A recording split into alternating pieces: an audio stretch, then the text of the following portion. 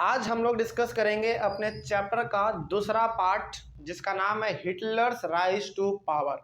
देखिए, इसको पढ़ने से पहले आपको पिछले वाले क्लासों को आपस में जोड़ना पड़ेगा, कनेक्ट करना पड़ेगा, तभी आप इसको समझ पाइएगा। क्योंकि यहीं से जर्मनी में एंट्री हो रहा है किसका? हिटलर का, है ना। जो कि आप बचपन से नाम सुनते आ रहे हैं, हिटलर हिटलर हिटलर, उसी का यहीं से इस जर्मनी में एंट्री हो रहा है। लेकिन इसके एंट्री से पहले क्या सिचुएशन था जर्मनी में, आप इसको ध्यान से पहले अपने दिमाग में लाइए, है ना। आपको क्या लाना है दिमाग में? आपको लाना है ईयर्स ऑफ डिप्रेशन वाला टॉपिक, है ना। ईयर्स ऑफ डिप्रेशन में आपको याद होगा कि जर्मनी का क्या हालत था जब अमेरिका ने जर्मनी को लोन देने से मना कर दिया, क्योंकि उसका खुद जो था वॉल स्ट्रीट एक्सचेंज वो खुद नीचे गिर गया था, है ना। यानी कि अमेरिका जो उसको पैसा दे रहा था, उस पैसे का अमेरिका को खुद जरूरत था। जब वो पैसा देना बंद किया, जो शॉर्ट टर्म लोन के रूप में हम लोग जानते थे, है ना, तो जब लोन देना बंद किया तो जर्मनी का हालत जो था फिर से बद से बदतर होने लगा था। बीच में हम लोग पढ़े थे कुछ 4 साल के आसपास उसका हालत ठीक था। ठीक क्यों था? क्योंकि जब अमेरिका उसको बार बार पैसा दे रहा था कि लो भाई अपना इकोनॉमी को सुधारो थोड़ा सा, है ना। तो ये जापान खुश भी था कि हाँ हमको लोन दे रहा है अमेरिका वाला, है ना। लेकिन अमेरिका ने वो लोन देना बंद कर दिया तो जर्मनी का फिर से हालत खराब हो गया था। अब याद रखिए, अब ध्यान से इस चीज को। तो पहला तो टॉपिक आपके दिमाग में ही आना चाहिए, ईयर्स ऑफ डिप्रेशन वाला, जर्मनी में क्या हुआ था। दूसरा आपके दिमाग में आना चाहिए इकोनॉमिक क्राइसिस वाला। याद कीजिए, लोग बैग में, झोला में, बोरी में भर भर के लेके जाते थे और एक ब्रेड का पैकेट लेकर आते थे। ये भी आप याद रखिए। इन्हीं दोनों कारण के वजह से इकोनॉमिक क्राइसिस और ईयर्स ऑफ डिप्रेशन टॉपिक में जो आपने पढ़ा, इन्हीं 2 कारण के वजह से जर्मनी में हिटलर का उदय होता है, यानी कि वो हिटलर जर्मनी में आता है। अब देखिए हुआ क्या इसके बारे में जानिए। फर्स्ट वर्ल्ड वॉर जो हुआ, उस फर्स्ट वर्ल्ड वॉर में हिटलर का क्या योगदान था, पहले आप इसके बारे में जानिए, तभी आपको ये चीज समझ में आ पाएगा। हाँ, तो स्टार्ट किया जाए। पिछले वाला जो स्टोरी था आपको याद दिला दिया गया, है ना। आपको थोड़ा बहुत तो जहन में आ ही गया होगा कि पिछले क्लास में क्या हुआ था। आगे बढ़ते हैं, उसी चीज को ध्यान में रखते हुए आगे बढ़ते हैं, ठीक है। हाँ, प्रोलेटराइजेशन ऐसा जो एक वर्ड था, वही ना टर्म था। वो क्या था? वो एक ऐसा टर्म था ना जहाँ पे कि हर एक लोगों को एक डर था कि मेरा जो पहले सोशल ऑर्डर है वो घट के नीचे आ जाएगा, है ना। जैसे मान लीजिए बहुत बड़ा बिजनेसमैन है तो उनको डर था कि हम छोटा बिजनेसमैन बन जाएंगे। किसी को डर था कि हमारे पास 5 करोड़ रुपया है, सपोज करिए, उसको डर था कि हमारे पास 1 करोड़ रुपया बच जाएगा। कोई था कि बहुत बड़ा वर्कर था, उनको डर था कि हम बेरोजगार हो जाएंगे। कोई था कि जिसके पास बहुत ज़्यादा ज़मीन था, वो बहुत ज़्यादा खेती करता था, उसको डर होगा कि हम अब पूरी तरीके से बेकार हो जाएंगे, है ना। तो यहाँ से आप कह सकते हैं कि जो इंसान पहले था उनको नीचे गिरने का डर था। नीचे गिरने का मतलब ऐसा नहीं कि लुढ़क जाना, वो नहीं। नीचे गिरने का मतलब है उसके धन संपत्ति में कमी आ जाना, उसके सोशल ऑर्डर में कमी आ जाना, है ना। यही था प्रोलेटराइजेशन। आगे बढ़ते हैं फिर। तो पिछले वाला क्लास का कोई भी डाउट नहीं आप लोगों को? स्टार्ट किया जाए आज का टॉपिक। चलिए, तो आज का टॉपिक हमारा है हिटलर्स राइज टू पावर। आखिर हिटलर किस प्रकार से पावर में आया, जो आज हम लोग हिटलर को इतना सुनते हैं कि आखिर ये हिटलर था कौन, है ना। कैसे ये आया, कैसे लोगों ने इनको इतना ज़्यादा भाव दे दिया, जानते हैं इसके बारे में। चलिए देखा जाए। The crisis in the economy, polity and society of Germany form the background to Hitler's rise to power. सुनिएगा मेरे बात को ध्यान से, जितने सारे टॉपिक को आपने ध्यान से सुना है उसी तरीके से आप इनको भी समझिएगा, क्योंकि यहीं से आपका जो है ना मेन स्टार्ट होता है ना। समझिए अब ध्यान से। आपको मालूम है कि आपने पढ़ रखा है कि जर्मनी में पूरी तरीके से क्राइसिस था। इकोनॉमी में क्राइसिस था, उसका पैसा, धन संपत्ति सब जो उसका लूटा जा चुका, है ना। हर चीज़ उसका बेकार है। इसके साथ ही साथ उसके पॉलिटी में, यानी कि पॉलिटिक्स में भी उतार चढ़ाव हो रहा था बार बार, है ना। वेमार रिपब्लिक को कोई पसंद नहीं कर रहा था। अब लोग एक नई फॉर्म ऑफ गवर्नमेंट को चाह रहा था, क्योंकि वेमार रिपब्लिक किसी प्रकार से न डिप्रेशन को ख़त्म कर पाया, न ही इकोनॉमिक क्राइसिस को ख़त्म कर पाया। तो लोग चाह रहे थे कि वेमार रिपब्लिक वाला केवल और केवल मूर्ति के रूप में है, यहाँ पे चेहरा के रूप में कोई काम ये नहीं कर रहा है, लोगों का ऐसा मानना था, है ना। तो अब यहाँ पे वेमार रिपब्लिक को भी लोग नहीं चाह रहा है। साथ ही साथ यहाँ पे पूरी तरीके से मंदी का भी दौर है ना, पैसा कौड़ी हर किसी का कम हो रहा है धीरे धीरे, गरीबी में लोग जी रहा है, लोग पट्टा डाल ले रहा है अपने गले में कि कोई भी काम दे दीजिए हम काम करने के लिए रेडी हैं। मतलब कि बद से बदतर हालत अब जर्मनी का हो चुका था। ठीक है, इसके साथ क्या हुआ, तो इकोनॉमी यानी कि उसका पैसा धन संपत्ति से सब खत्म हो रहा था, साथ ही साथ उसका पॉलिटिक्स भी वहाँ पे मजबूत नहीं था, है ना। जो वेमार रिपब्लिक अभी गवर्नमेंट को चला रहा था बेचारा वो खुद हाथ खड़ा कर दिया था, वो करता भी क्या, है ना, उसके हाथ में कुछ नहीं था। इसके साथ ही साथ सोसाइटी में भी बहुत ज़्यादा उथल पुथल था। अब जरा सोचिए आप, किसी के पास पैसा नहीं है, उधर कोई रो रहा है, इधर कोई मर रहा है, तो क्या सोसाइटी में भी उथल पुथल है? बिल्कुल है ना। हम लोग को ना सुनने में थोड़ा सा आसान लग सकता है, लेकिन उस समय के बारे में आप थोड़ा सा सोच के देखिए, आप खुद सोचिए इसके बारे में कि मान लीजिए यदि आपके घर में पैसा कौड़ी ना हो और आपके घर में बाल बच्चे परिवार, आपके मम्मी पापा भाई बहन दादा दादी सब हो, तो कैसे आपका घर चलेगा? और कोई आपको उधार देने के लिए रेडी नहीं है क्योंकि उसको भी पैसे का जरूरत है, तो क्या स्थिति उस समय पे बनेगा? सोच पा रहे हैं इस चीज़ के बारे में?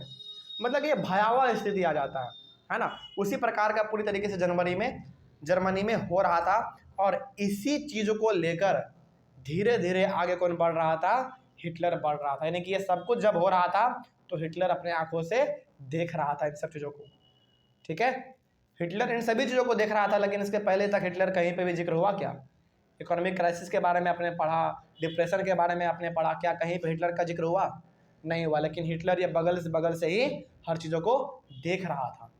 ठीक है, अब हिटलर ऑब्जर्व कर रहा था। एक होता है ना कि एक इंसान हर चीज़ को ऑब्जर्व करता है लेकिन पटाखा वो एक ही बार फोड़ता है, उसी प्रकार से हिटलर था, जिसको हम लोग बिहारी लैंग्वेज में क्या कहते हैं?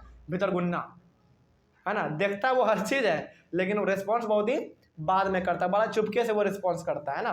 चलिए आगे बढ़ते हैं फिर। तो ये सारा कुछ कहीं ना कहीं हिटलर को जन्म दे रहा था, है ना, हिटलर को बुलावा दे रहा था कि भाई हिटलर अब तुम्हारा ज़रूरत है, ये सब पूरी तरीके से फैल हो गया है ना।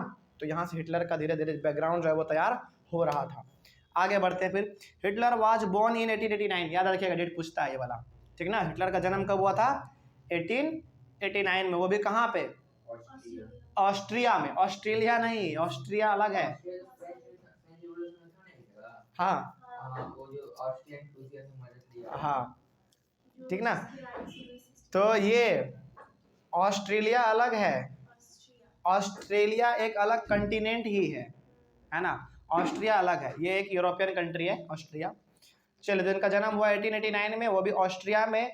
ही spent his youth in poverty, लेकिन बेचारा जन्म से ही गरीब था, है ना, बहुत ही गरीब था ये। थोड़ा सा इसका परिवार जो है बड़ा ही गरीब था, उतना नहीं होगा अमीर, है ना। आगे बढ़ते हैं। लेकिन ये ना बाद में पूरा हिला के रख दिया था जर्मनी को। जर्मनी के साथ ही साथ यूरोप के जितने भी अलग अलग कंट्री थे सबके नाक में दम कर दिया था। सोचो, अकेला आदमी, है ना। तो अपना बचपन ये पूरी तरीके से गरीबी में बिताया। When the first World War took place, he joined the army। लेकिन जब फर्स्ट वर्ल्ड वॉर हो रहा था, जब होने वाला था, है ना, 1914 में, याद कीजिए फर्स्ट वर्ल्ड वॉर का टाइम ड्यूरेशन कब से कब तक था? 1914 से लेकर 1918 तक, है ना। और सेकेंड का क्या इतना था? 1939 से, यानी कि 1939 से लेकर 1945 तक, याद रखिएगा। फर्स्ट वर्ल्ड वॉर 4 साल चला था और सेकेंड वर्ल्ड वॉर 6 साल चला था। ठीक है, इस डेट को आप याद रखिएगा। तो जब फर्स्ट वर्ल्ड वॉर होने वाला था तो इन्होंने क्या कर लिया? आर्मी को ज्वाइन कर लिया। ठीक है, अब देखो उस समय पे ना आर्मी में बहुत सारे लोगों को भर्ती मिल रहा था, क्योंकि फर्स्ट वर्ल्ड वॉर होने वाला है, आर्मी का ज़रूरत है, सोल्जर्स का ज़रूरत है। तो उसी का फ़ायदा किसने उठा लिया? हिटलर ने उठा लिया। बेचारा गरीब था तो आर्मी में आने का इसको मौका मिला। इसको लगा कि आर्मी में जाएंगे तो थोड़ा बहुत मेरा घर का जो कंडीशन है वो सुधर जाएगा, क्योंकि आर्मी में जाएंगे तो आर्मी में पैसा तो मिलेगा ना भाई, है ना। तो पैसा मिलेगा, इस होप से ही आर्मी में ज्वाइन कर लिया। ठीक है, तो ये आर्मी में चले गया। He worked as a messenger in the army. लेकिन जब शुरुआती दौर में ये गया तो इसको तुरंत बंदूक उठाने के लिए नहीं दे दिया गया। ये शुरुआती दौर में आर्मी में मैसेंजर का काम किया। मैसेंजर मतलब समझते हैं? एक जगह से दूसरी जगह तक संदेश पहुंचाना कि कर्नल साहब, जनरल साहब उधर ये हो रहा है, आप इधर ये हो रहा है, इस प्रकार का मैसेंजर का काम मेनली। जैसे आज आप मूवी देखते होंगे तो फ़ोन उठाता है, बोलता है कि हेलो हेलो अल्फ़ा अल्फ़ा, इस प्रकार से कुछ। आज तो हमारे पास टेक्नोलॉजी आ गया ना, तो उस समय पे मेनली वही, उस समय पे टेक्नोलॉजी भी तो होगा, ऐसा बात नहीं है, लेकिन फिर भी ये जो है ना उतना ज़्यादा टेक्नोलॉजी नहीं होगा, लेकिन फिर भी एक मैसेंजर का काम कर रहा था। एक जगह से दूसरी जगह तक मैसेज पहुँचाने का काम कर रहा था उस समय पे। Later he became a corporal. लेकिन बाद में ये क्या बन गया? कॉर्पोरल बन गया। कॉर्पोरल क्या होता है? देखिए, a lower rank officer in the army, मतलब कि आर्मी में ही एक छोटा सा रैंक वाला आदमी ये बन गया, मतलब कि छोटा मोटा ऑफिसर ये आर्मी में बन चुका था। आप कह सकते हैं कि मैसेंजर से इनका प्रमोशन होके एक ऐसा आदमी बन गया जहाँ पे कि थोड़ा बहुत इनको तवज्जो दिया जाएगा, इनको इंपॉर्टेंस दिया जाएगा, अच्छा खासा आदमी बन गया था। तो कॉर्पोरल का मतलब मेनली क्या होता है, एक ऐसा आर्मी में पोस्ट जो कि थोड़ा बहुत ऊपर हो, है ना, उतना भी ऊपर नहीं लेकिन ठीक ठाक हो, तो वो हो गया हमारा कॉर्पोरल। तो ये मैसेंजर से धीरे धीरे कॉर्पोरल बन गया, यानी कि आर्मी में अच्छा खासा अपना पोजीशन ले रखा था। आगे बढ़ते हैं, फिर उसके बाद क्या हुआ, कहाँ तक हम लोग पढ़ चुके हैं, हाँ यहाँ तक हो गया। उसके बाद he earned medal for his behaviour in the army, और फर्स्ट वर्ल्ड वॉर जब चल रहा था तो बहुत ही अच्छे तरीके से इन्होंने अपना काम किया, है ना, बहादुरी के तरीके से अपना हर जो भी इनको काम दिया गया फर्स्ट वर्ल्ड वॉर के दौरान इन्होंने अच्छी तरीके से अपना काम निभाया, है ना। और जब काम निभाने के बाद इनको जो है ना मेडल दिया गया ब्रेवरी के लिए, बहादुरी के लिए, कि आपने अच्छी तरीके से काम अपना किया, तो इनको मेडल दिया गया, अच्छी बात है। अब यहाँ से धीरे धीरे हिटलर का मनोबल बढ़ता चला गया, है ना। कोई देखिए, कोई यदि आपको अपने काम के लिए कोई आपको प्रोत्साहन करे, आपको कहे कि वाह बहुत अच्छा आपने काम किया, तो अब ऐसी बात है कि आपको अच्छा लगता है ना। उसी प्रकार से हिटलर को भी बार बार अपना उसको शाबाशी मिल रहा था कि बहुत अच्छा हिटलर, आपने अच्छा काम किया, उसको मेडल भी मिल रहा था, तो इनका मनोबल धीरे धीरे बढ़ता चला गया। उसके बाद क्या हुआ, हाँ, he was very furious due to the treaty of Versailles and the loss of Germany in the First world War. और आपको याद है कि जब फर्स्ट वर्ल्ड वॉर खत्म हुआ तो ट्रीटी ऑफ वर्सेल हुआ था, है ना, और जिस प्रकार से जर्मनी में इकोनॉमिक क्राइसिस आया, ट्रीटी ऑफ वर्सेल साइन हुआ, उसके बाद ये डिप्रेशन आ गया, ये सारा कुछ कौन देख रहा था, हिटलर अपने ही नजरियों से छुप छुप के देख रहा था। छुप छुप के मतलब ऐसा नहीं कि वो पर्दे से पीछे देख रहा था, मतलब कि सब कुछ हो रहा था लेकिन ये हर चीज़ों को ऑब्जर्व कर रहा था। कहीं ना कहीं इनके दिल में भी आग तो उठ ही रहा होगा, है ना। आगे बढ़ते हैं फिर, तो ये बहुत ज़्यादा डर गया था कि यार ट्रीटी ऑफ वर्सेल साइन हो गया, क्या होगा हमारे जर्मनी का, इकोनॉमिक क्राइसिस आ गया, क्या होगा हमारे जर्मनी का, डिप्रेशन आ गया यहाँ पे, क्या होगा जर्मनी का, ये सब कुछ बेचारा अपना चुपचाप देख रहा था। ठीक है, चलिए आगे बढ़ते हैं। यहाँ तक में कोई डाउट, मतलब कि देखिए उस समय पे ना ये केवल देख ही सकता था, कुछ कर नहीं सकता था, क्योंकि उतना ज़्यादा इनको उतना इंपॉर्टेंस उस समय पे आर्मी में नहीं मिला था। फिर भी कितना भी था तो एक कॉर्पोरल ही था, यानी कि छोटा सा रैंक वाला ही आदमी है था, इतना ज़्यादा पावरफुल नहीं था कि जर्मनी को संभालने का जिम्मेदारी इसको दे दिया जाएगा, इतना पावरफुल ये उस समय पे नहीं था, है ना। लेकिन ये फिर भी हर चीज़ इसके सामने हो रहा था, आँख के सामने। जैसे भारत में भी कुछ होगा तो क्या आप उसको नहीं देखेंगे, देखेंगे। तो वही चीज़ वो देख रहा था, अंदर ही अंदर इसके अंदर वो वाला भावना आ रहा था कि एक समय ऐसा आएगा जब हम जर्मनी को बदल के रख देंगे, है ना। जैसे आप लोग कभी सोचते होंगे कि प्रधानमंत्री कितना अच्छा काम कर रहे हैं, अलग अलग कंट्री से मिल रहे हैं, अलग अलग कंट्री से पीएम से, प्रेसिडेंट से मिल रहे हैं, तो कहीं ना कहीं आपके मन में भी ऐसा आता होगा कभी ना कभी कि काश हम भी इस पोजीशन पे होते, है ना। तो वही हिटलर सोच रहा था तो वही हिटलर यहाँ पे सोच रहा था कि काश मेरे को जिम्मेदारी दे दिया जाए जर्मनी को संभालने का। खैर आगे बढ़ते हैं, फिर उनको मिला भी ये चीज़, मिलेगा आगे मिलेगा, हम लोग पढ़ेंगे उसके बारे में। तो बहुत ज़्यादा बेचारा डरा हुआ था ट्रीटी ऑफ वर्सेल से, है ना, और इकोनॉमिक क्राइसिस जो आया, डिप्रेशन जो आया फर्स्ट वर्ल्ड वॉर के बाद जर्मनी में, इन सभी चीज़ों से बहुत डरा हुआ था ये, इनको चिंता था। आगे बढ़ते हैं फिर, इन 1919 यानी कि फर्स्ट वर्ल्ड वॉर के जस्ट एक साल बाद, याद कीजिए फर्स्ट वर्ल्ड वॉर कब खत्म हुआ, 1918 को, और यहाँ पे डेट कितना लिखा गया, 1919 लिखा गया, यानी कि 1919, यानी कि फर्स्ट वर्ल्ड वॉर के जस्ट एक साल बाद। He joined a small group called the German Workers party, यानी कि 1919 में हिटलर ने, यहीं से याद रखिएगा किस प्रकार से जर्मनी में, सुनिएगा ध्यान से, किस प्रकार से जर्मनी में हिटलर पावर में आ रहा है, यहीं से स्टार्ट हो रहा है। ठीक है, तो सबसे पहले उन्होंने 1919 में क्या किया, एक ग्रुप से जुड़ गए वो, और उस ग्रुप का नाम क्या था, जर्मन वर्कर्स पार्टी। ठीक है, सबसे पहले वो कब जुड़े, 1919 में वो ग्रुप से जुड़े, उस ग्रुप का नाम क्या था, जर्मन वर्कर्स पार्टी। वहाँ पे कुछ ग्रुप लोगों का ग्रुप होगा वहाँ पे, है ना, तो वो उससे जुड़ गए।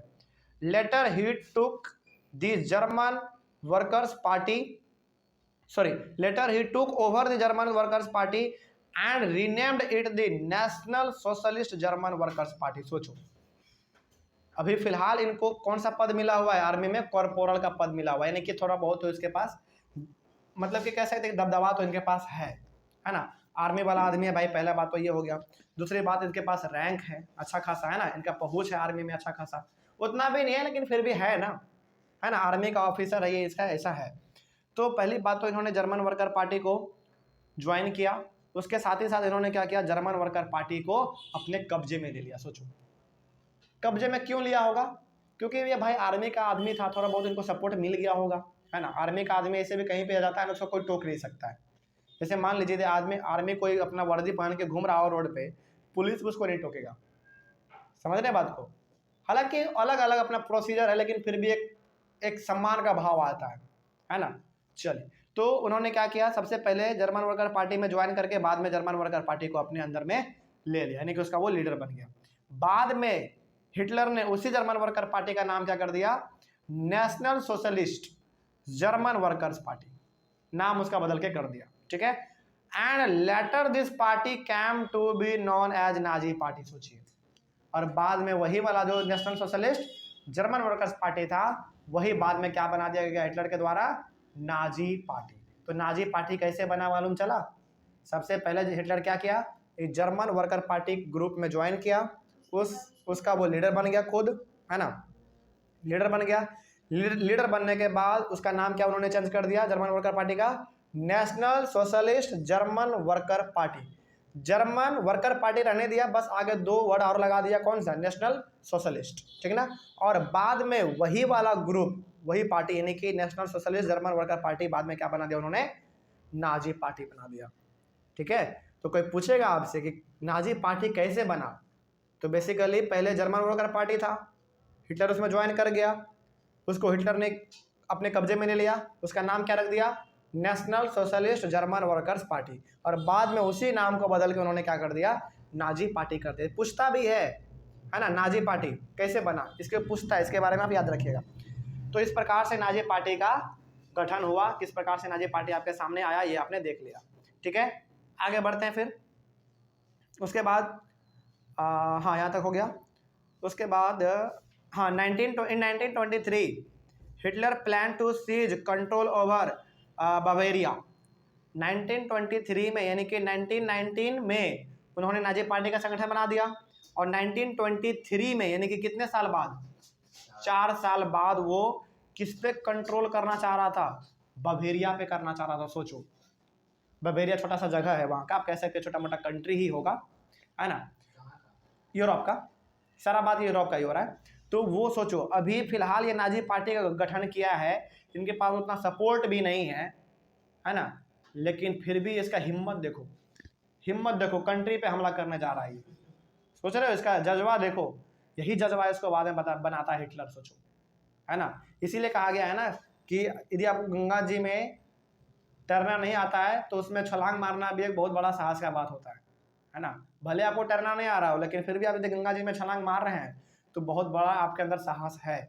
वही बात है, इसके अंदर अभी उतना तजुर्बा नहीं है कि कैसे कंट्रोल किया जाता है कंट्री पे, कैसे पावर को छीना जाता है, इसके पास अभी तजुर्बा नहीं है, लेकिन फिर भी आगे बढ़ गया, चलो आज हम उसको जीतिए लेंगे, है ना। लेकिन इसको क्या करना पड़ा बाद में, but he was failed and arrested.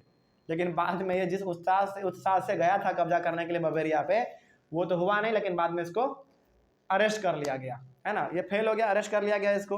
He was tried for treason and later he was released. बाद में इनको देशद्रोह के मामले में सजा भी हुआ। देशद्रोह के मामले में इसलिए सजा हुआ क्योंकि भाई आप आर्मी के अभी फिलहाल छोटे मोटे कमांडर थे, कमांडर नहीं था, मेनली छोटा मोटा आर्मी का ऑफिसर ही था, है ना, लेकिन नाजी पार्टी का मालिक अभी तो फिलहाल यही था, है ना। तो इनको बाद में देशद्रोह के मामले में कि आप किसी कंट्री के ऊपर कैसे हमला कर सकते हैं, देशद्रोह के मामले में इसको अरेस्ट कर लिया गया, लेकिन बाद में इसको फिर से छोड़ भी दिया गया, है ना। उतना ज़्यादा इसको जेल में नहीं रखा गया क्योंकि खुद ये थोड़ा सा आर्मी से रिलेटेड था, तो उतना ज़्यादा इसको जेल में नहीं रखा गया होगा। रिस्पेक्टेबल इंसान था ना, आर्मी वाला ऐसे भी कोई फालतू आदमी नहीं होता है ना। इसको बाद में छोड़ दिया गया, माफ़ी वाफ़ी मांगा हुआ हिटलर, तो इसको बाद में छोड़ दिया गया। आगे क्या हुआ, आगे देखिए यहाँ पे क्या होता है। In 1928 the Nazi party got 2.6% votes in the German parliament Reichstag. अच्छा, जर्मन पार्लियामेंट का नाम क्या था, याद कीजिए, रिस्टैग, याद आया कुछ, है ना। तो 1928 में इलेक्शन होता है कहाँ पे, जर्मनी में, ठीक है। तो नाजी, अच्छा देखिए एक बात सुनिए आप ध्यान से, कोई भी यदि कंट्री होता है ना, कोई भी कंट्री, खास करके यदि हम लोग यहाँ पे बात करें जर्मनी का, तो जर्मनी में उस समय पे केवल एक पार्टी नहीं था, बहुत सारा अलग अलग छोटा मोटा पार्टी था हमारा, है ना। उसमें से एक नाजी पार्टी भी था। जैसे हमारे इंडिया की यदि हम लोग बात करें तो हमारे इंडिया में बहुत सारा पार्टी है, है ना। कुछ नेशनल पार्टी है, कुछ कुछ नेशनल पार्टी है, कुछ स्टेट पार्टी है। स्टेट पार्टी का मतलब होता है कि उस स्टेट में ही वो अपना इलेक्शन सब लड़ता होगा। जैसे जेडीयू हो गया हमारे बिहार का, है ना, आरजेडी हो गया, एलजेपी हो गया, लोक जनशक्ति पार्टी, ये कुछ क्या स्टेट पार्टी है ना। लेकिन यदि हम लोग नेशनल पार्टी का बात करें तो कौन कौन सा हो जाएगा, बीजेपी हो जाएगा, है ना, कांग्रेस हो जाएगा, फिर से तृणमूल कांग्रेस हो जाएगा, फिर से बीएसपी बहुजन समाज पार्टी हो जाएगा, है ना, ये कुछ हमारे पास कम्युनिस्ट पार्टी हो जाएगा। ये हमारे पास कुछ ऐसे नेशनल पार्टी जो कि भारत में है ना। तो उसी प्रकार से आप यहाँ पे ये भी कह सकते हैं कि जब जर्मनी में 1928 में जब चुनाव हो रहा था, इलेक्शन हो रहा था, तो उस समय पे बहुत सारे अलग अलग पार्टी जर्मनी में थे, है ना, केवल नाजी पार्टी नहीं था, और भी बहुत सारे थे। तो नाजी पार्टी ने कितना परसेंट वोट अचीव किया, केवल 2.6%, मतलब ना के बराबर। सोचो, समझ रहे बात को, केवल 2.6, पूरे जर्मनी के 100% में से इन्होंने केवल कितना अचीव किया, 2.6%, केवल 2.6%। ठीक है, आगे बढ़ते फिर। बट लेकिन इन 1928 में पहला इलेक्शन हुआ ना, जिसमें उन्होंने कितना जीता, 2.6% जीता। लेकिन उसका जस्ट 4 साल बाद यानी कि 1932 में Nazi party got 37% votes and become the largest party of Germany. सोचो सर, तो वो कैसे हटा वेमार रिपब्लिक? वेमार रिपब्लिक का तो अब एग्जिस्टेंस ही खत्म पूरी तरीके से, क्योंकि लोग उसको पसंद नहीं कर रहे थे ना अब। तो अब उसके जगह पे कौन आ गया, हिटलर आ गया। देखो सुनो, मेरे बात को ध्यान से सुनना कि वेमार रिपब्लिक कैसे हटा। आपने ये तो जान लिया कि वेमार रिपब्लिक को कोई भी पसंद नहीं कर रहा था, है ना। अब जब कोई पसंद उसको नहीं करेगा तो क्या कोई भी इंसान वेमार रिपब्लिक में आना चाहेगा? कौन ऐसा इंसान है जो कि बार बार बेइज्जती को सहेगा? कोई नहीं सहेगा, है ना। हाँ, हर कोई ना जो खुद उसका सपोर्टर था वेमार रिपब्लिक का, वो खुद उसको लगने लगा होगा कि यार अब वेमार रिपब्लिक में रहने से कोई फायदा है नहीं, झूठ मूठ का गाली गलौच मिल रहा है, कोई हमको सपोर्ट भी नहीं कर रहा है ना। जैसे आप खुद समझिए इस चीज़ को, यदि मान लीजिए बीजेपी, है ना, बीजेपी को यदि पूरा देश वाला ही उसके खिलाफ हो जाए, पूरे भारत के लोग उसके खिलाफ हो जाए कि बीजेपी बहुत गंदा काम करता है, तो क्या बीजेपी वाला खुद लीडर अपना खुद बीजेपी में रहना चाहेगा? देखो भाई, हर किसी को अपना इज्जत प्यारा होता है ना। कोई भी किसी का बेइज्जती नहीं सह सकता है, तो हर कोई को अपना इज्जत प्यारा होता है। तो हो सकता है कि वेमार रिपब्लिक के लोग जो थे, जो खुद उसके सपोर्टर थे, उसके खुद सपोर्ट करना बंद कर दिया होगा, या फिर जो उसके खुद मंत्री विधायक हुआ करते होंगे उस समय पे, रिप्रेजेंटेटिव जो हुआ करते होंगे, वो खुद वेमार रिपब्लिक से हट गए होंगे, है ना। तो वेमार रिपब्लिक का जैसे जैसे एग्जिस्टेंस खत्म हुआ, वैसे वैसे हिटलर धीरे धीरे पावर में आने लगा, है ना। चलिए आगे बढ़ते हैं फिर। तो लेकिन 1932 में नाजी पार्टी ने कितना वोट अचीव किया, 37%। अब आपको लग रहा होगा कि सर वोट तो 100% है, इन्होंने अचीव किया केवल 37%, तो ये लार्जेस्ट पार्टी कैसे बन गया? हमने कहा था अभी तुरंत कि जर्मनी में केवल 1-2 पार्टी नहीं थे, बहुत सारे पार्टी थे। हो सकता है कि कोई 5% किया होगा अचीव, कोई 10%, कोई 15%, कोई 20%, लेकिन जो सबसे ज़्यादा वोट किसी ने अचीव किया तो वो कौन था? नाजी पार्टी था, वो भी 37%। और 37% के बाद 37% वोट अचीव करने के बाद ये जर्मनी का सबसे बड़ा पार्टी बन गया। क्या बन गया? सबसे बड़ा पार्टी। बड़ा पार्टी का मतलब क्या समझते हैं आप लोग, कि उसमें संख्या ज़्यादा होगा लोगों का? हाँ, मतलब पावरफुल का मतलब हो गया कि वो लोगों का प्यार ज़्यादा जीत पाया, है ना, लोगों का वोट वो ज़्यादा जीत पाया, इसीलिए वो जर्मनी का सबसे बड़ा पार्टी बन गया, लार्जेस्ट पार्टी बन गया। ठीक है, आगे बढ़ते हैं फिर। Hitler was a powerful speaker. सोचना मेरे बात को ध्यान से, सुनना मेरे बात को। सबसे पहली बात तो हिटलर का जो पार्टी था नाजी पार्टी, उन्होंने 37% तो वोट अचीव कर ही लिया था। इसके साथ ही साथ देखो एक बात बताते हैं तुमको, हिटलर ना, हम तो बार बार कहे हैं कि Hitler was not born, he was made, है ना, कि हिटलर जो है ना पैदा नहीं हुआ है, उसको बनाया गया है। ऐसा कहावत उसके लिए कहा जाता है, लेकिन पैदा तो वो भी लिए होंगे ना। ऐसा थोड़ी कि आदि मानव था, सॉरी कोई रोबोट था, एलियन था, नहीं, पैदा वो भी लिया होगा, लेकिन उसके लिए कहावत कहा जाता है कि Hitler was not born, he was made, है ना, उसको बनाया गया वैसा। सुनना मेरे बात को ध्यान से, हिटलर इसलिए कब्जा कर पाया ना पूरी तरीके से, वो इतने लोगों को परेशान इसलिए कर पाया क्योंकि उसमें खूबी था, उसमें एक अच्छे लीडर का क्वालिटी था। समझ रहे बात को? जैसे ऐसा होता है ना कि बहुत सारे इंसान के पास डिग्री होता है लेकिन उसको पढ़ाने नहीं आता है ना। जैसे बहुत सारे लोगों के पास डिग्री तो होता है लेकिन उसके पास एक्सपीरियंस का बहुत ही कमी होता है, लेकिन हिटलर ऐसा नहीं था। हिटलर के पास डिग्री बहुत कम था, डिग्री मतलब इस मायने में कि उसके पास जो है ना, पहले आर्मी में उतना बड़ा उसका पोस्ट नहीं था, था क्या? नहीं था। एक कॉर्पोरल का पोस्ट था, मेनली उसको मैसेंजर था पहले, फिर कॉर्पोरल बना वो। मतलब उसके पास डिग्री बहुत ही कम था, लेकिन उसके पास एक्सपीरियंस बहुत ही ज़्यादा था। समझ रहे बात को? तो हिटलर जो है ना बहुत एक पावरफुल लीडर था, है ना। स्पीकर तो अभी बात करेंगे हम लोग, लेकिन इसके पास ना सारा का सारा क्वालिटी था, है ना। इसके अंदर में तजुर्बा था, यानी कि डिग्री इसके पास बहुत ही कम था, लेकिन एक्सपीरियंस इसके पास बहुत ज़्यादा था। समझ रहे बात को? खैर आगे बढ़ते हैं फिर। तो Hitler was a powerful speaker, ये बहुत तगड़ा स्पीकर था। बहुत तगड़ा स्पीकर का मतलब क्या हो गया कि जब भी ये कुछ बात बोलता था ना तो लोग इसके बातों को सुनते थे, है ना। इसका बोलने का तरीका बहुत था। आप कभी भी गूगल पे सर्च कीजिएगा, हिटलर स्पीच के ऊपर लिखिएगा, आपको मालूम चलेगा, उसका आ जाता है ना। बहुत तगड़ा वो बोलता था, मतलब उसके बोलने में एक प्रकार का जोश था।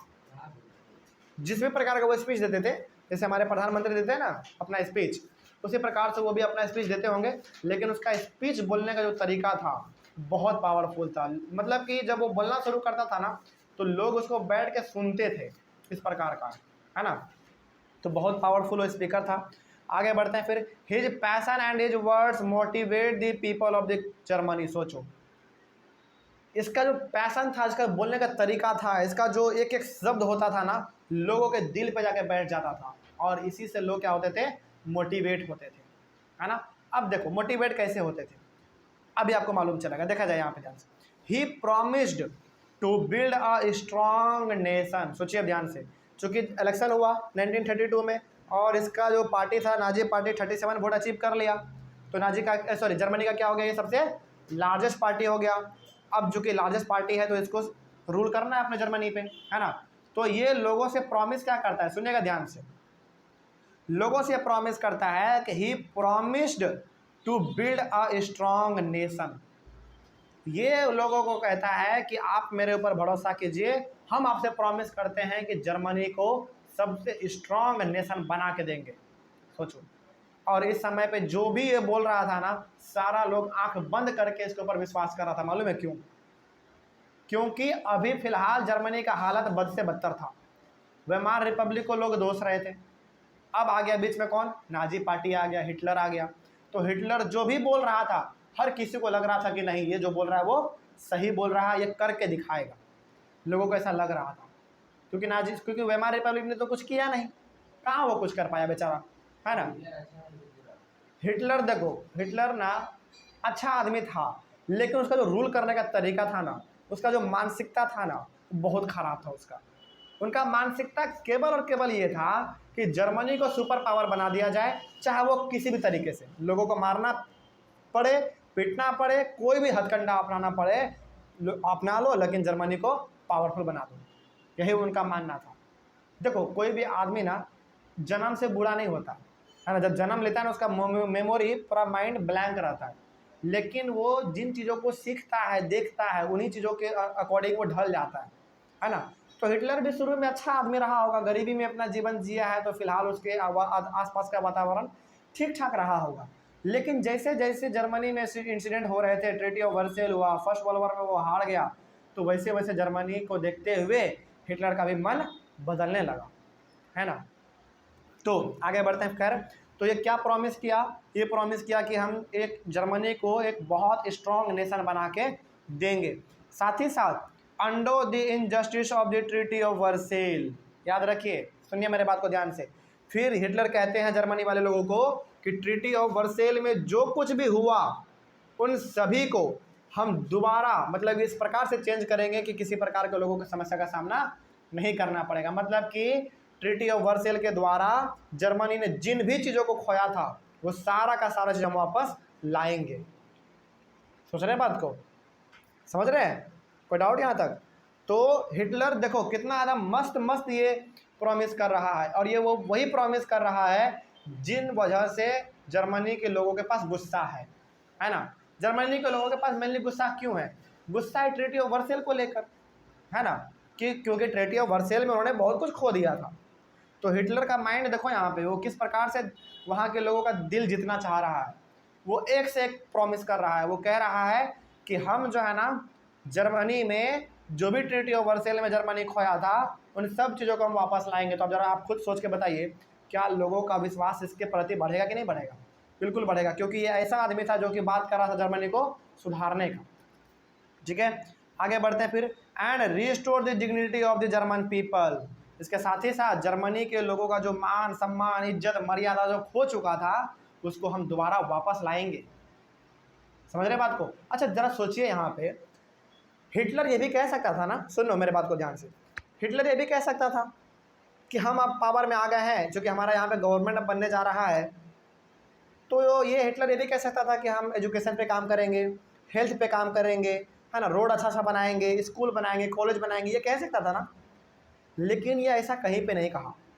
ये क्या कहा? ये कहा कि ट्रीटी ऑफ वर्सेल में जो भी बर्बादी हुआ जर्मनी का, हम उसको वापस लाएंगे। पहला चीज़ ये इन्होंने कहा। दूसरा इन्होंने क्या कहा कि जर्मनी को एक स्ट्रॉन्ग नेशन बनाएंगे। तीसरा चीज़ इन्होंने क्या कहा कि जर्मनी के लोगों का जो मान सम्मान इज्जत मर्यादा जो भी खोया है उसको हम वापस लाएंगे।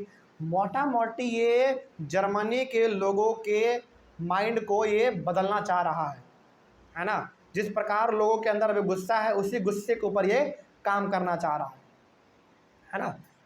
समझ रहे बात को? तो आप यहाँ पे कह सकते हैं कि जर्मनी का जो हिटलर था वो हिटलर बहुत ज़्यादा पावरफुल के साथ साथ बहुत दिमाग वाला भी आदमी था।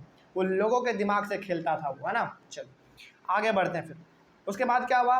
He promised employment for those looking for work and secure a future for the youth. अब सुनिए मेरे बात को ध्यान से। इसके साथ ही साथ हिटलर ने क्या प्रॉमिस किया? हिटलर ने प्रॉमिस किया कि यहाँ पे जिन भी लोगों को रोज़गार का ज़रूरत है हम उन सभी को रोज़गार देंगे। साथ ही साथ यहाँ पे जो यूथ हैं, जो नौजवान हैं, उनके लिए उनका फ्यूचर बहुत ही सिक्योर कर देंगे, मतलब कि उनको फ्यूचर में किसी प्रकार से भटकना नहीं पड़ेगा। और याद कीजिए जर्मनी के लोग अपने गले में क्या डाल रहे थे? जर्मनी के जो यूथ थे अपने एकदम पूरे स्ट्रीट पे वो लोग ताश खेल रहे थे, है ना, क्रिमिनल एक्टिविटी को वो लोग परफॉर्म कर रहे थे जब रोज़गार नहीं था उन लोगों के पास। तो यहाँ पे जर्मनी का जो हिटलर था, मेनली जो हिटलर था, वो जर्मनी के यूथ का भी दिल जीतना चाह रहा है। वो ये बताना चाह रहा है कि नौजवानों हम तुम्हारे लिए आ चुके हैं, तुम्हारे फ्यूचर को हम सिक्योर कर देंगे, बस तुम हमारा साथ दो।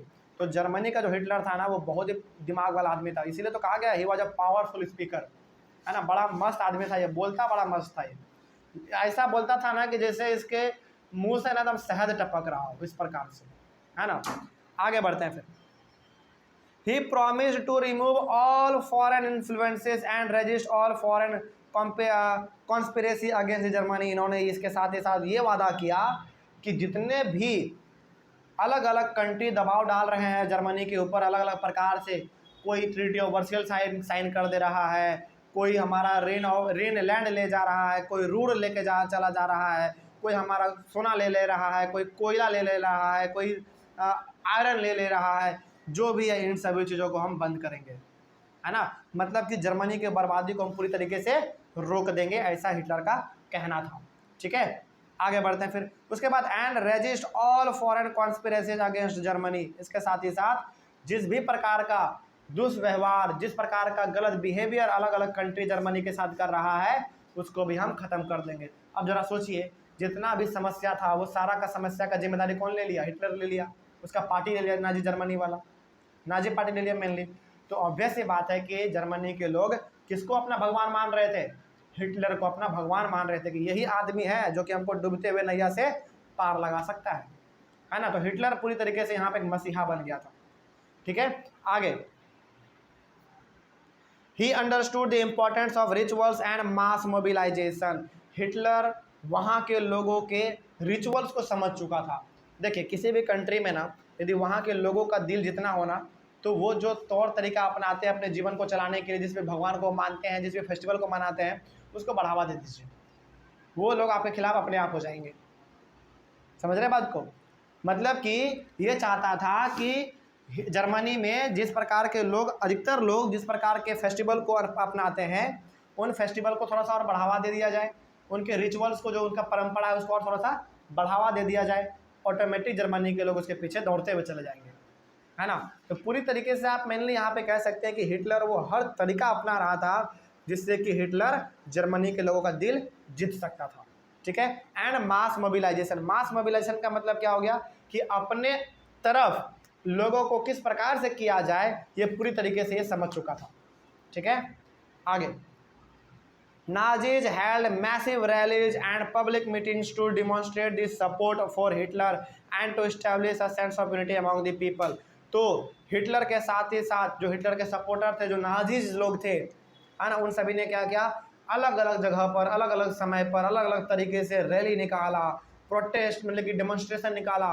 डेमोन्स्ट्रेशन का मतलब क्या हो गया, एक मतलब रैली ही समझ लीजिए आप, है ना। उस प्रकार का इन लोगों ने यात्रा निकाला, केवल और केवल किसके लिए, सपोर्ट फॉर हिटलर, यानी कि हिटलर को आप सपोर्ट कीजिए।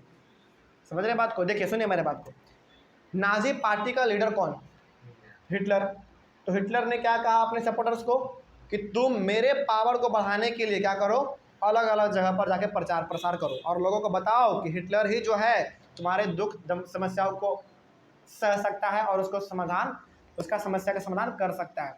तो उसके जो सपोर्टर थे वो घूम घूम के अलग अलग जगह पर लोगों को बताने लगे कि हिटलर ही आपका सेवा कर सकता है अच्छी तरीके से, हिटलर ही आपका देखभाल कर सकता है। तो यहाँ से हिटलर का जो सपोर्ट था जर्मनी के लोगों का, हिटलर के प्रति जर्मनी का जो सपोर्ट था जर्मनी के लोगों का, वो धीरे धीरे बढ़ने लगा था। यानी कि हिटलर को एक तरीके से लोग भगवान मानने लगे थे, मसीहा मानने लगे थे। समझ रहे बात को, क्योंकि हर प्रकार के समस्याओं को दूर करने का ये जिम्मेदारी ले रखा था हिटलर, ठीक है। आगे, the red banners with the Swastika. अब अपने बुक में देखिए, आपको बुक में अपना नजर आएगा क्या है, एक रेड बैनर है, एक रेड बैनर होगा और उसमें स्वास्तिक का पिक्चर बना होगा, जो कि हम लोग अपने हिंदू धर्म में उसको इस्तेमाल करते हैं ना, अपने दरवाजे के ऊपर, अपने गेट के ऊपर लगाते हैं, वो वाला साइन हो गया। उसके बाद नाजी सल्यूट हो गया। नाजी सल्यूट का मतलब हो गया कि जितने भी नाजी के लोग हुआ करते थे उस समय पे, नाजी पार्टी के, उन सभी को जर्मनी के लोग सल्यूट करते थे। स्वास्तिक का साइन नाजी पार्टी का सिंबल था। स्वास्तिक जैसे हर एक पार्टी का ना अपना अपना सिंबल होता है, जैसे बीजेपी का क्या है, कमल छाप है ना, उसी प्रकार से कांग्रेस का क्या है, पंजा छाप है ना, उसी प्रकार से नाजी पार्टी का साइन क्या था, रेड बैनर के ऊपर स्वास्तिक का पिक्चर, है ना, ये उनका सिंबल था। नहीं, वो लोग उस समय पे थोड़ी जानते होंगे, सिंबल बनाए होंगे अपना, लेकिन हम लोग तो स्वास्तिक को अपना बहुत ज़्यादा तवज्जो देते हैं ना अपने हिंदू समाज में। तो स्वास्तिक का बैनर हो गया, बैनर के यानी कि रेड बैनर के ऊपर स्वास्तिक का पिक्चर हो गया। उसके बाद नाजी सल्यूट हो गया, जो कि नाजी पार्टी को लोग सल्यूट करते थे, ये सब हो गया। उसके साथ ही साथ and rounds of applause after the speeches were all parts of Hitler's power.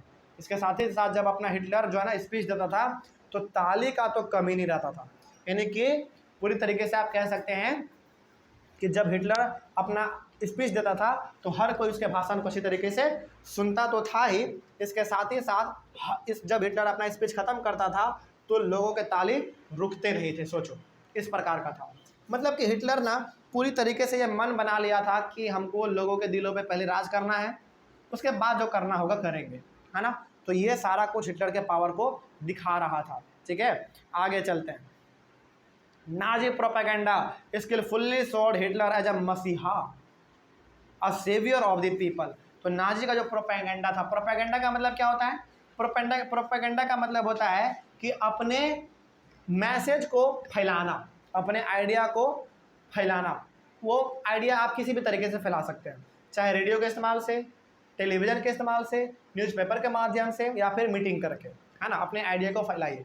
तो नाजी जो प्रोपेगेंडा था, यानी कि नाजी का जो लीडर था यानी कि हिटलर, उनको लोगों के सामने इस प्रकार से फैलाया जा रहा था उनके सपोर्टर के द्वारा कि भाई एक ही मसीहा है आपका, कौन, हिटलर। समझ रहे बात को। तो नाजी के जो सपोर्टर थे वो सभी के सभी लोग हर जगह पे घूमते थे, फिरते थे, लोगों को बताते थे कि आपके प्रॉब्लम का समाधान एक ही आदमी कर सकता है, वो भी कौन, हिटलर। तो उसको मसीहा के रूप में दिखाया जा रहा था, है ना, a saviour of the people, यानी कि आपके जीवन को यदि कोई बचा सकता है तो वो कौन है, हिटलर है, उसके अलावा कोई नहीं है, ठीक है। और यहाँ पे प्रोपेगेंडा का मतलब लिखा हुआ है, देख सकते हैं आप। It is a specific type of message which directly aimed at influencing the opinion of the people through the use of posters, films, speeches etcetera. वही बात हो गया जो हमने आपको बताया, है ना। मतलब कि अपने मैसेज को इस प्रकार से लोगों के बीच में फैला देना कि आपका ही केवल दबदबा चले, इस प्रकार से, है ना, आपका ही नाम हो हर एक किसी के चेहरे पर, मुंह पर, ठीक है। तो यहाँ से आपने ये समझ लिया कि किस प्रकार से जर्मनी में हिटलर आया, है ना। और इस चीज़ को आप याद रखिएगा, ताकि जब हम लोग अपने अगले वाले क्लास में अगले वाले टॉपिक को डिस्कस करें, उसका नाम क्या होगा, द डिस्ट्रक्शन ऑफ डेमोक्रेसी। उसमें जब हम लोग पढ़ेंगे तो आपको मालूम होना चाहिए कि आखिर जर्मनी में हिटलर आया कैसे, है ना, वो किस प्रकार से लोगों का मसीहा बन गया। इसी के बारे में हम लोग अपने अगले वाले क्लास में डिस्कस करेंगे। लेकिन यहाँ तक तो आपको समझ में आ गया होगा कि हिटलर जर्मनी में कैसे आया, है ना। चलिए, तो अगले वाले क्लास में हम लोग डिस्कस करेंगे द डिस्ट्रक्शन ऑफ डेमोक्रेसी। अच्छा, चलिए खैर हम लोग इसको अगले वाला क्लास में डिस्कस करेंगे। ऑनलाइन वाले बच्चे यदि आपको कोई डाउट रहा हो तो आप एक बार कमेंट कीजिएगा और आपके कमेंट का जवाब दिया जाएगा। तब तक के लिए thank you very much and have a nice day.